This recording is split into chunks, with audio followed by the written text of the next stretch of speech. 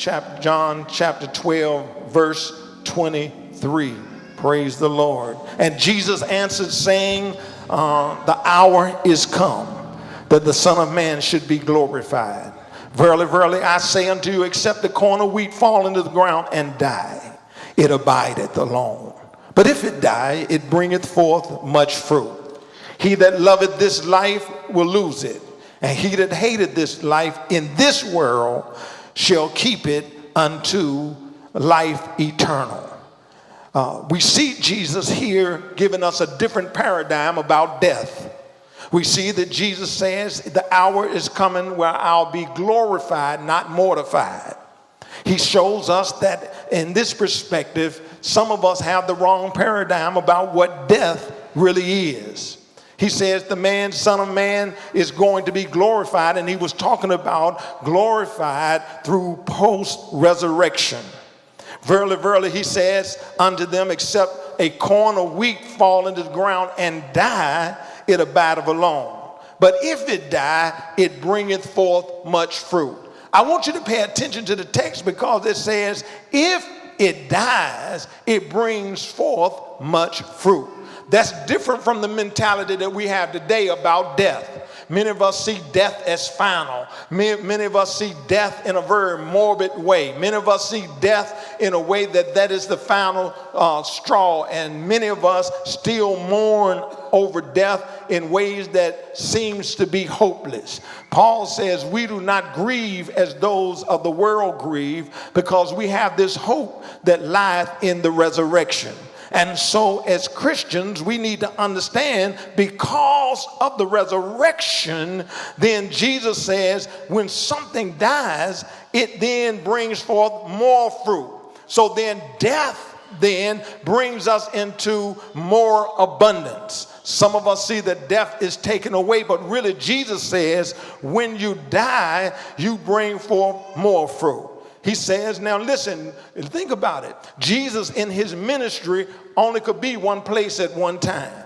Jesus' ministry was limited as long as he was in the flesh. He had to have disciples. He left his commandment to his disciples to go and teach the world about the gospel. Even Jesus, the Son of God, 100% God and 100% man, was limited in his capacity to do what he wanted to do for the world. And so therefore he says, if it die, it bringeth forth much fruit. So therefore, in the context of death as it relates to Jesus, death is just a pit stop. Touch your neighbor and say, death is just a pit stop. Now, if y'all don't preach with me, y'all gonna make me preach longer. Touch your neighbor and say, neighbor, death is just a pit stop. Yeah, y'all want me to get out of here. Touch your neighbor one more time and say, death is just a pit stop. If you've ever seen a race, the 500, I think it's boring, but every now and then I watch it. When you see the cars on the track after they've gone a long time, how many know the tires start wearing down? How many know sometimes smoke starts coming out of the motor? Sometimes gas runs out. But the driver eventually will pull into a pit stop. And when he's in that pit stop, they put new tires on it. They fix whatever's wrong with the motor. They make adjustments in the car. And then they put gas in it. And before you know it, the car is back on the road again. That's the way it is for the saints. When we run into death, death is just a pit stop. Oh, come on, somebody. When your motor starts running down, when this old body starts to fall apart, when you ain't got no gas left, and when times comes when arthritis and bursitis and all of those things are getting ready to take over your life, how many know you need a pit stop? Death is just a pit stop. And guess what? When you get in that new pit stop, God's going to give you some new tires. And for you that don't get that, he's going to give you some new feet. Some of y'all right now, your feet hurting, but God's going to give you some new feet. Some of you, your heart ain't acting right, but God's going to give you a new heart. Y'all ain't talking to me. Some of you, your motor is jacked up, is smoking. But how many know all you need is a pit stop? And just as soon as you get into the pit stop, God's going to release you like brand new. Touch your neighbor and say, I could use some new tires. Yeah, and you can use. So then you got to see death is a transition from one perspective to another. And so because I am a spirit, I came from spirit. I'm going back to spirit. My time here is quite limited and will very soon be over. Whether I live 33 or 103, in the context of eternity, it really does not matter. See, some of you are upset about numbers. Jesus went to the cross at 33 and a half. He didn't stay down here forever. But what does it matter? Guess what? If you are living to be 200 years old, that ain't long as it relates in the context of eternity. So what does it really matter if you live 40 or 100, you getting ready to go away from here? Now, do this with me. Just blink your eye real fast. Come on, blink it. Now, that's how long you're going to be here as it relates to eternity. Let me ask you to do one more thing. Blink and hold it. Blink slow. Even when you blink slow, that's not long. Your life in the context of eternity is less than a blink. Less than the blink of an eye. Y'all ain't gonna talk to me. And I don't care how long you try to be here. I don't care how much medicine you take. I don't care how many doctors you go to. I don't care how much money you got. Come on, somebody. The flesh has an expiration date. Touch a neighbor and say, you got an expiration date. And it has no long-term value. The flesh, everything has an expiration date. When you go on the meat store, you look at the expiration date. When you look at the milk, you look for an expiration date. When you look at eggs, you look for an expiration date. Everything has an expiration date, including you. Would you touch your neighbor and say, neighbor, I just need to tell you that you have an expiration date. Tell them, I don't know, I know you're scared to tell them, but tell them, I don't know what your date is, but you got one. Come on, tell somebody, I don't know when your date is, but you got one. And so its value is short. The flesh is very short. Therefore, there is a certain joy, peace, and gratefulness. We must know that while on this earth, we are connected to God. Oh, there is peace in knowing that spirit is connected to spirit. There is joy in knowing that your spirit is connected to God. There is joy and fulfillment, and we are sustained spiritually because we are connected to God. He empowers me, He sustains me, and He works through me by His Spirit. I'm going to say that again. Life can be tough, but you got to know when you're connected to Spirit, Spirit will empower you. Spirit will sustain you. Spirit will work through you. No matter how much times get tough down here on planet Earth, how many know spirit is eternal? Spirit creates the things that are natural. The things that are unseen create the things that are seen. Would you touch your neighbor and say, neighbor, I'm connected to God. I'm connected to the Creator. Say it. The Spirit sustains me. It empowers me, and it works through me. I could preach right there. It sustains me. It empowers me. It works through me. Many of us still have not learned that there is but so much happiness and fulfillment you're going to have that comes from this earth and what it can accomplish for you. We still have not learned the lesson. But there's only a little thing. There's not much in this earth that can fulfill you. There's nothing in this earth that can sustain you. There's no joy that comes into your life in this earth. The church used to sing, and we're going to sing it again. This joy that I have, the world didn't give it to me, and the world can't take it away. I better talk to this side over here because they act like they ain't listening to me. We used to sing the song, this peace that I have, the world didn't give it to me, and the world can't take it away. Well, they acting funny too. Can I talk to this section right here? This joy that I have, the world didn't give it. Oh, they got it. They got it. I don't know about the rest of y'all. Y'all almost got it. But this section right here, this joy that I have, the world didn't give it to me, and the oh, they got it. They got it. Now, everybody, this joy I have, the world didn't give it to me. Come on, put your hands on it and give God a praise for it. Oh, this joy, this happiness that I really need to be fulfilled. The world didn't give it to me, and the world can't take it away. This earth does not have anything in it that can bring you to what you really are seeking for. This world cannot give you anything that you're really seeking for. It can't give you peace. Come on, somebody. It can't give you joy. Y'all not it can't fulfill you. It can't give you a sense of value. It can only come from God. That's why you got to understand me on this Resurrection Sunday. You're looking for it in all the wrong places. You see, that's your problem. You think if you find the right boo, he gonna make your life happy. You trying to find a boo and you end up with a boo-boo. Touch your neighbor and say, I don't want no boo-boos. You trying to find peace through a piece. Come on. Oh, Lord. I didn't say a piece of what? You're trying to find peace. You're trying to find joy, and you're going out searching. Maybe if I get with the right friends, it'll make me better.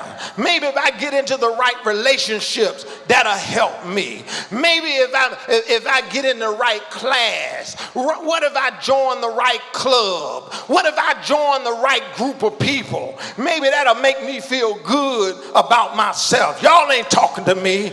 No matter how much it is proven repeatedly, we still have this fantasy in our minds that if we could get a certain status, if we could make a certain amount of money, get in the right relationship, somehow that's going to make us happy.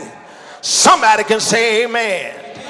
Many times because of our immaturity, we don't realize this is true until we're almost at death's door through age, sickness, or accident, or some crisis that puts our mortality back in our face. Many of us are searching for peace. We're searching for fulfillment in people, places, and things. Y'all ain't gonna get with me this morning.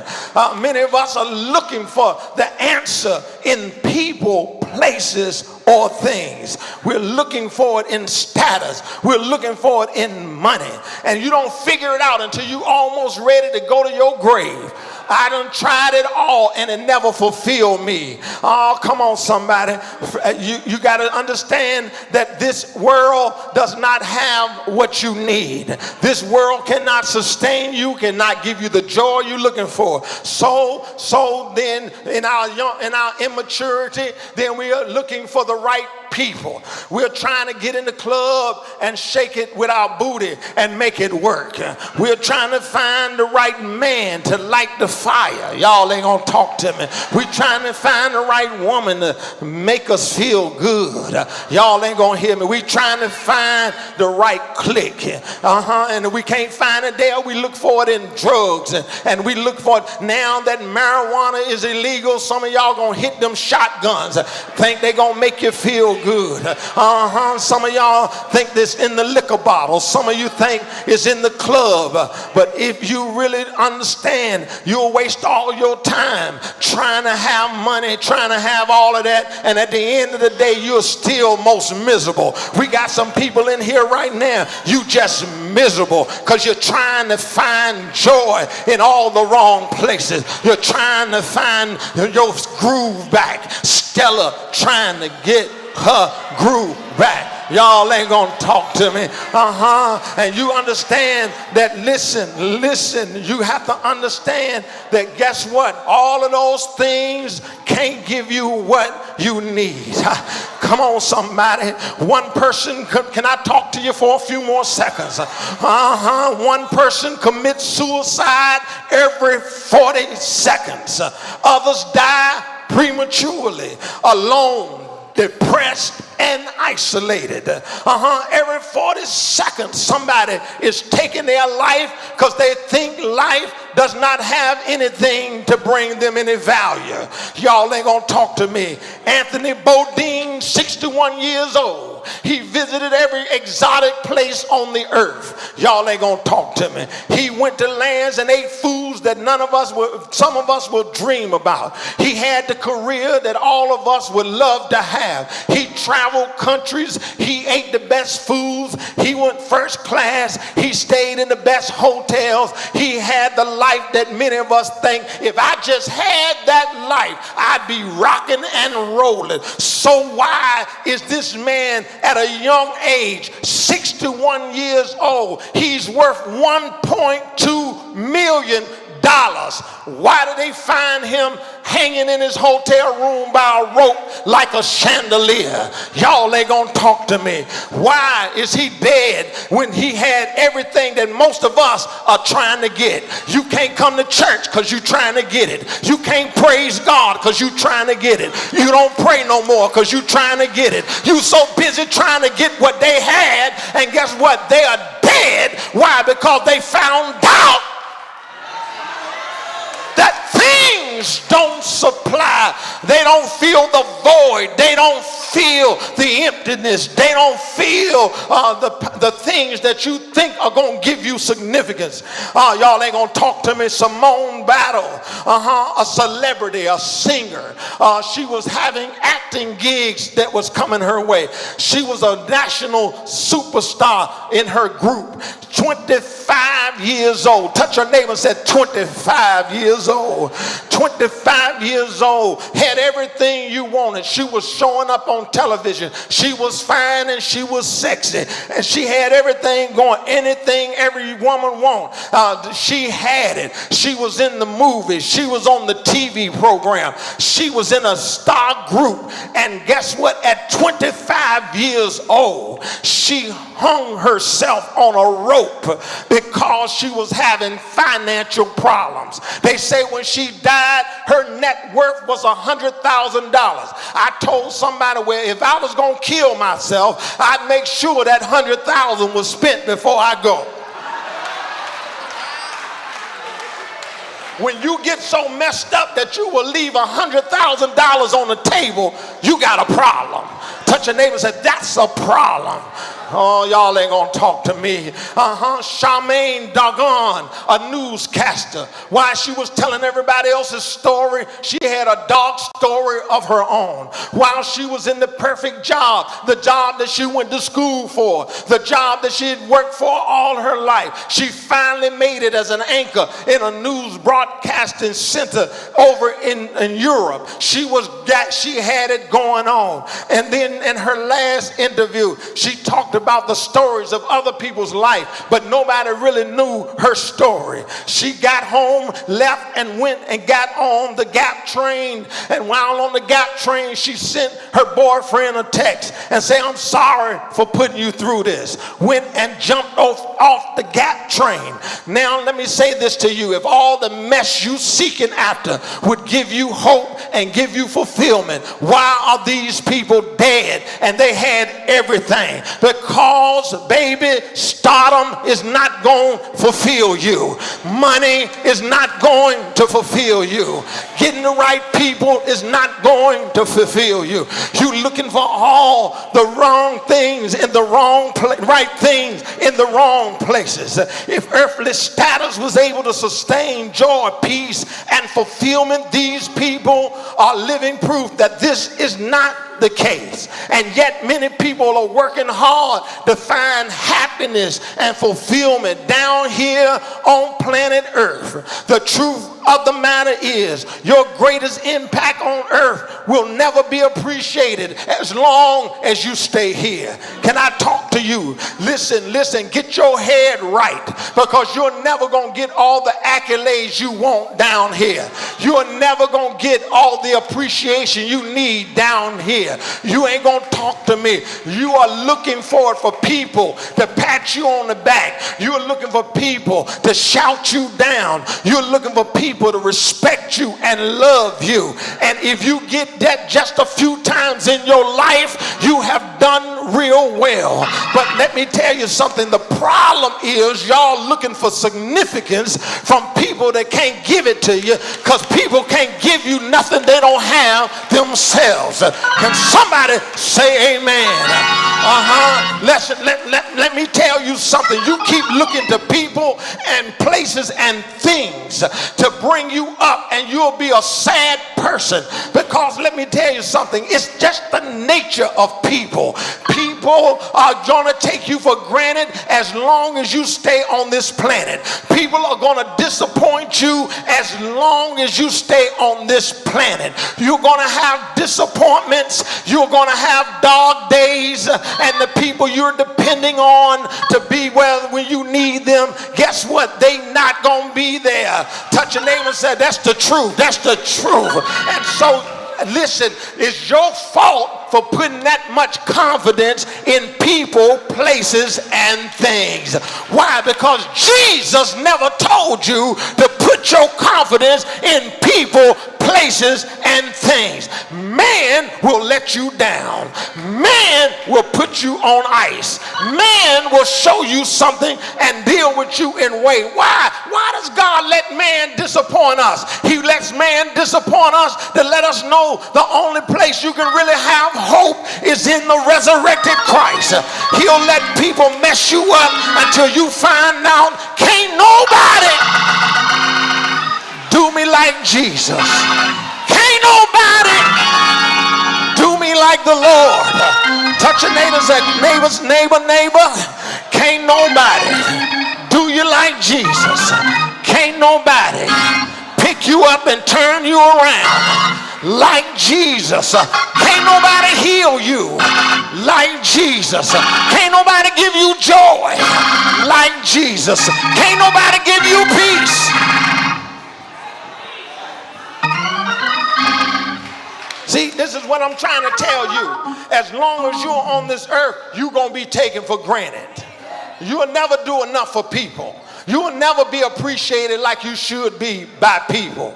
Y'all know what I'm talking about. Then right now you have a wedding and invite people to your wedding. Their RSVP won't show up. You got $80, $90, $100 a table, and they won't even show up to eat the food that you gave them for free. They got the audacity not to show up, not to send you a gift, and won't even apologize for not showing up for you. You know I'm telling the truth. You'll have a birthday party and folk won't even show up. You'll have a special occasion, your anniversary, and you'll invite people and tell them to come, and they'll promise you they coming, and they won't show up. People gonna let you down. People will hurt you. People will disappoint you. People are not going to be stable. People are not consistent. People are flaky. People are shaky. Touch your neighbor and say, I know they are, because I'm looking at one.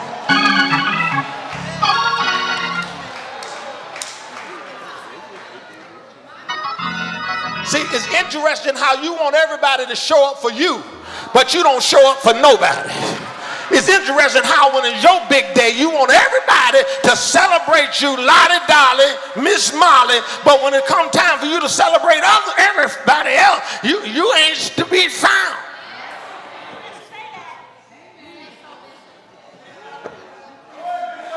It's funny how you want everybody to kiss your hind parts.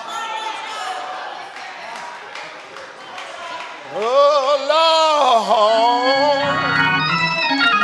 Yeah, touch your neighbor and say, he really preaching now. Yeah, it's funny. But you got to understand something. You understand something. You got to understand that, listen. You got to understand that while you're here, God is not going to let you get the full effect of your value and think that you're going to get it out of the stuff he made. See, you're not going to get your full appreciation until you get back to the one that made you. Your value don't come from a man.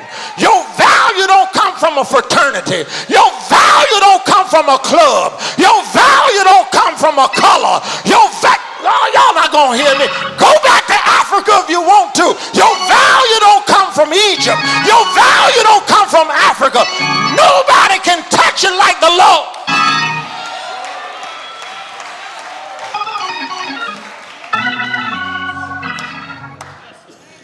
Yeah, Lord. Let me tell you something. Folk won't show up for you in life. Come on, somebody. They won't show up for your anniversary. They won't show up for your birthday party. They won't show up for your wedding. They'll let you down. But as soon as you die, they will pack the place out. They will celebrate your death more than they ever celebrated your life. Y'all ain't gonna talk to me up in here. They will, and you know what they will say? Oh, she looked better than she did when she was living.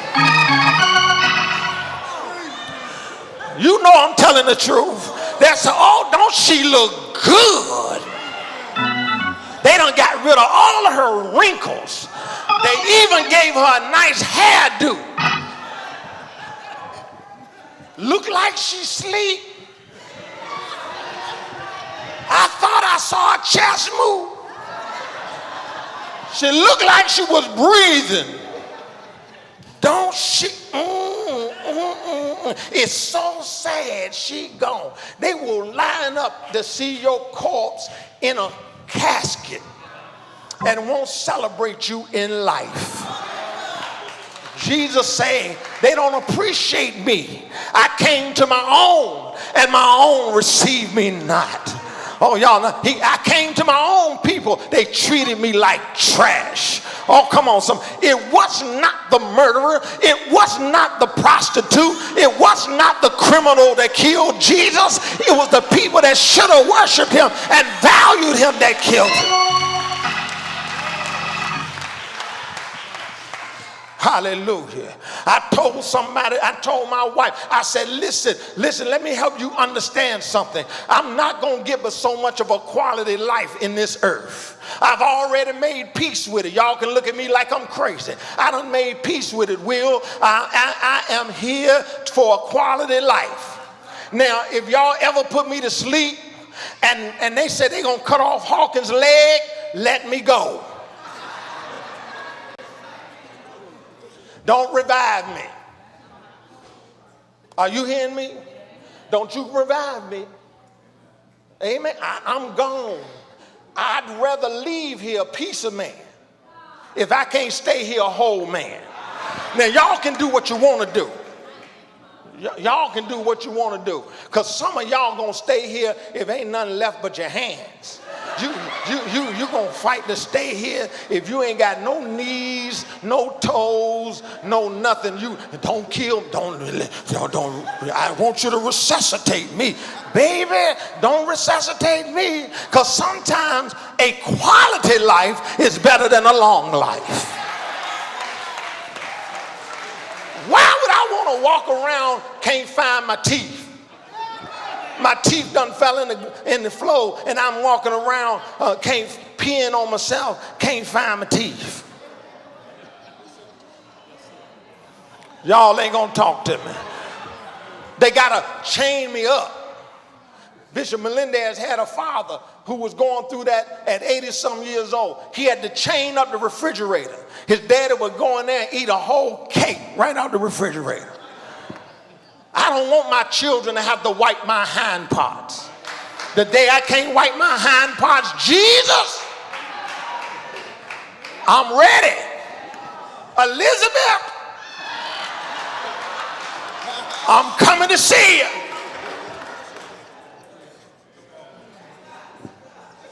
Amen. I need both my feet.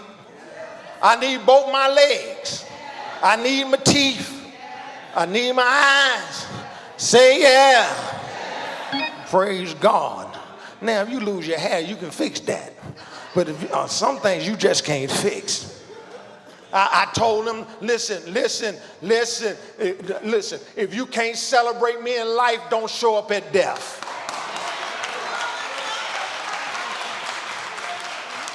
I plan on having the smallest funeral a bishop had. because I don't want nobody in my death that couldn't be in my life.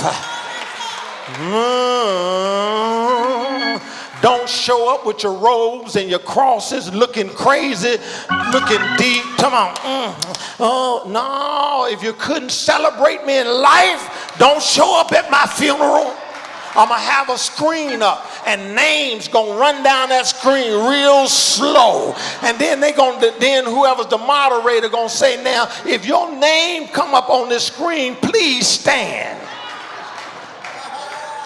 And at the end, when everybody's standing, then it's going to come, the voice going to come on the screen and say, you may now leave. You didn't celebrate him in life. He don't want you here now.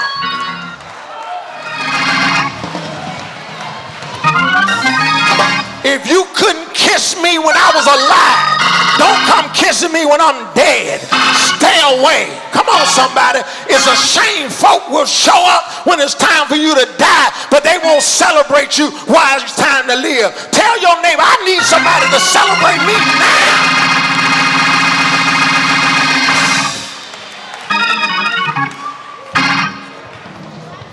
You think I'm playing? You think I'm playing? I plan on having the shortest funeral. Matter of fact, I'm going to write some names on a list. And if they show up at the door, ask them their name. If that's their name, tell them go on back.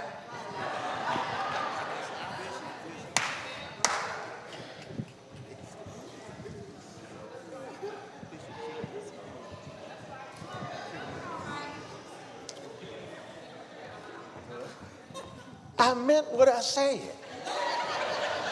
I ain't playing. I meant every word. No, I'm not playing. This ain't no joke. I'm not playing. Touch your neighbor and say, if you can't celebrate me now, don't worry about me later. Give somebody a high five and say, I know he got that right.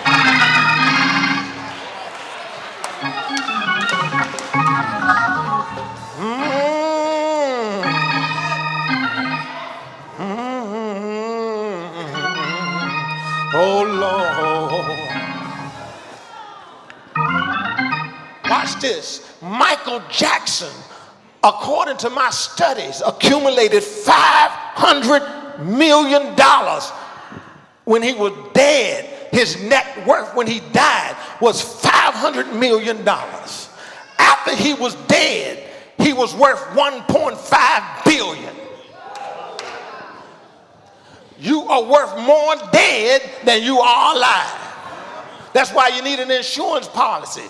Because if you're broke now, at least pay your insurance so you can leave somebody something. Because you ain't do nothing for them in life. Do something for your kids in death if you ain't doing nothing for them in life. At least if you couldn't pay for their college, leave them some money to pay it off. Y'all ain't gonna talk to me. If you couldn't bless them in your life, bless them in your death. Most of us are gonna be worth more in our death than we are in our life. Prince, y'all know Prince, Purple Rain. Purple Rain was worth $25 million when he died. He died alone. He died by himself.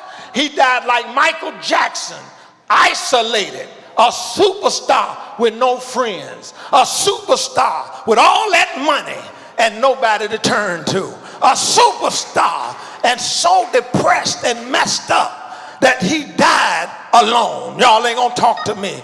He was worth 25 when he died, Elder Chillers, and he was worth 200 million after he died. Isn't that a shame that you will never find your real appreciation in life? But guess what? Many times your biggest impact is made after you gone. That's why you got to live so you can leave a legacy. Because guess what? They gonna miss you when you're gone. Touch your neighbor, say, you're gonna miss me when I'm gone. That's why very few people will celebrate you while you're alive, but many people will show up when you're dead. Jesus understood this. This is why his focus was not on long life, but the impact he would have in death.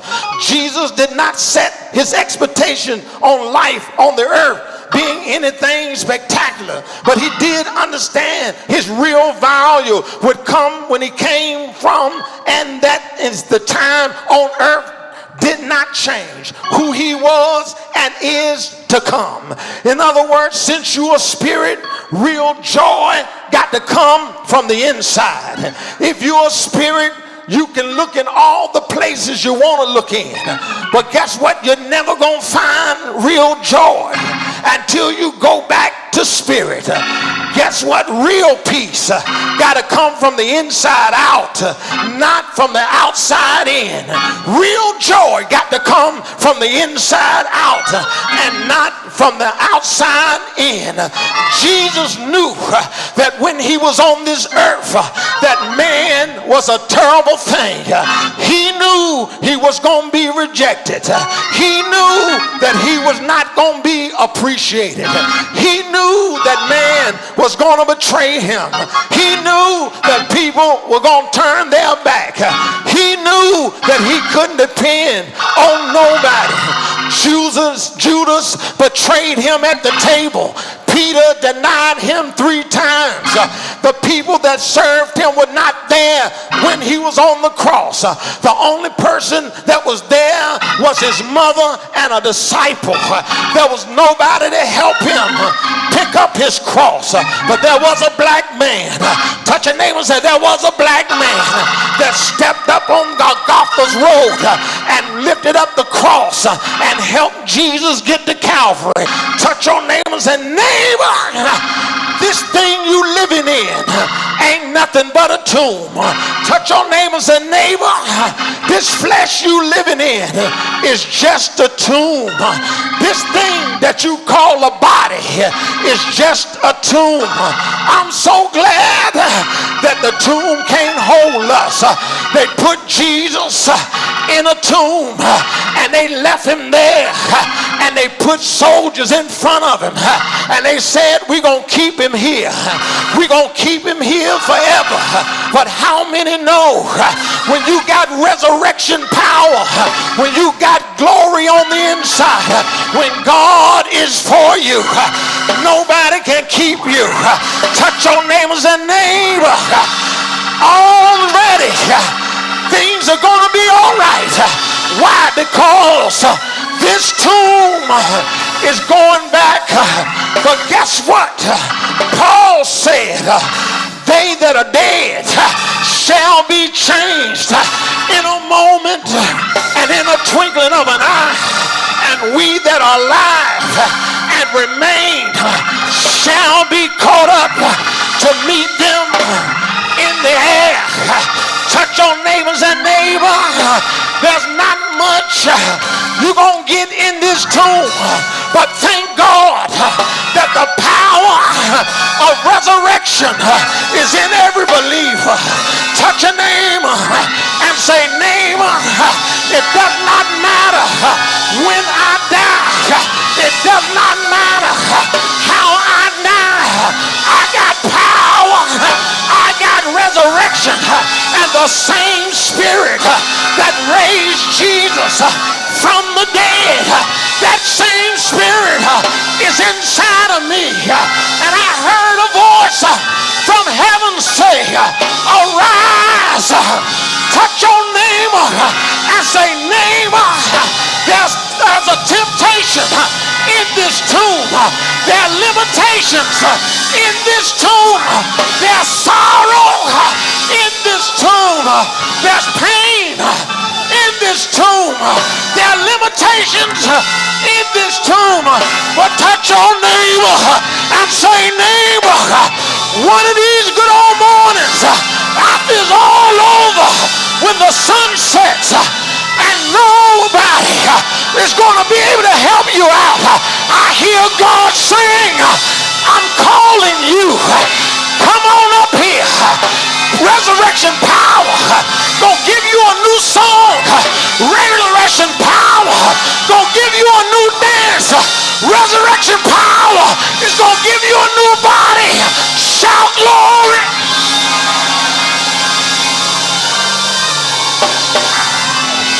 Shout glory in here. Touch your neighbor and say, I don't know about you, but I got resurrection power. Touch your neighbor and say, I don't know about you, but I got resurrection power. Touch your neighbor and say, I don't know about you, but because he was raised from the dead, there's nothing that's impossible. He loved me enough to give up his life and to hang on a cross. They beat him all night long. They put thorns on his head. His friends betrayed him. They beat him until the sun didn't shine. They hung him on a bloody cross. They nailed him in his hands. They nailed him in his feet. They nailed him until the sun stopped shining. Somebody said, surely, surely, surely, surely. We didn't recognize him when he was alive. We didn't recognize him when he was healing the sick. We didn't recognize him when he was casting out devils. But after he hung on Calvary, there was a soldier that said, surely, surely, this was the Son of God. Shout glory in hell. They won't see it until you're gone. But touch your neighbor and say, neighbor, early, early, early, early, early, early. One Sunday morning, Mary went to the tomb. They said, why do you look for the living among the dead? He is no longer here. He got up.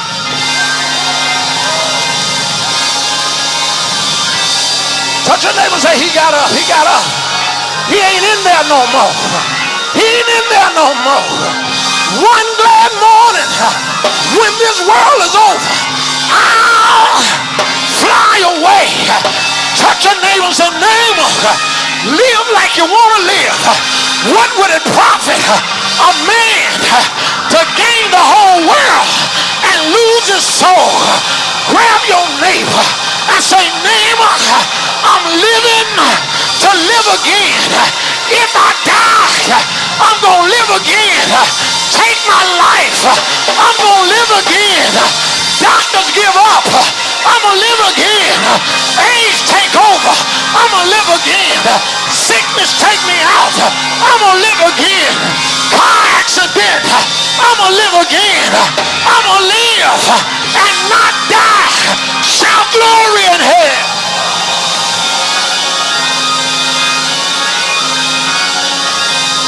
If you know you're going to live again, come on, stand on your feet and give God a resurrection praise.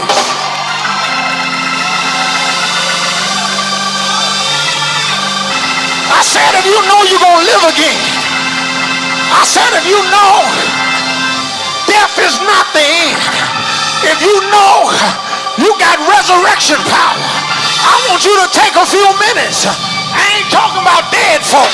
I'm talking about those of you that know that the same spirit that raised Jesus from the dead, that same spirit is in you. I want you to give him a resurrection praise. Put your hand together, open your mouth and praise him.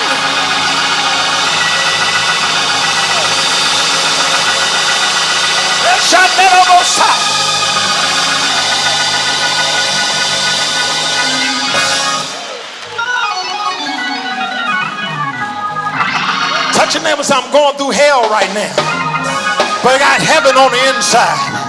Touch your neighbor and say, I'm going through hell, but I got heaven on the inside.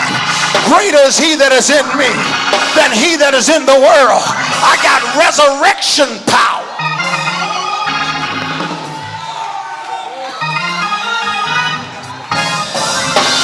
Death can't hold me. I said death can't hold me. Death is just a pit stop. Go ahead, laugh at me. Go ahead, say it ain't me. Go ahead and talk about me. But I'll see you in 3 days. I'll see you In 3 days, you'll see me again. In 3 days. Give God some glory.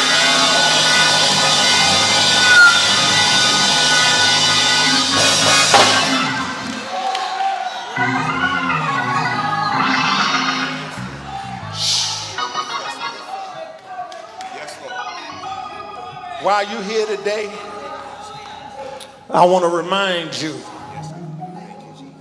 I searched all over, couldn't find nobody. Searched high and low, just couldn't find nobody. Nobody great, nobody great, nobody great.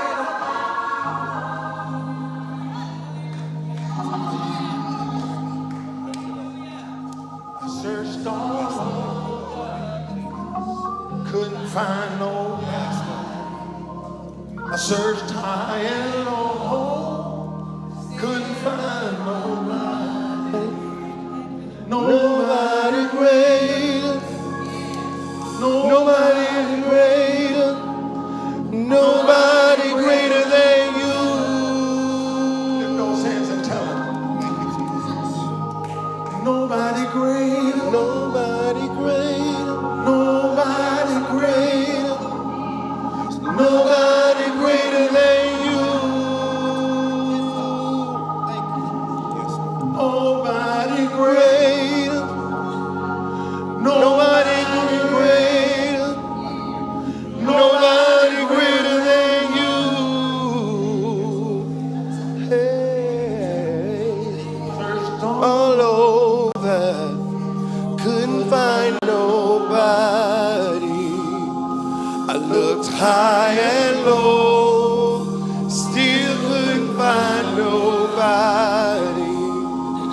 Nobody greater, nobody greater, nobody greater than you.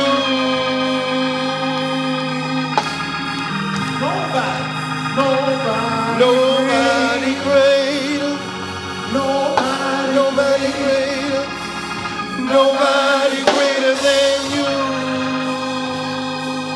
Tell your neighbor, I searched all over, couldn't find nobody. I looked high and low,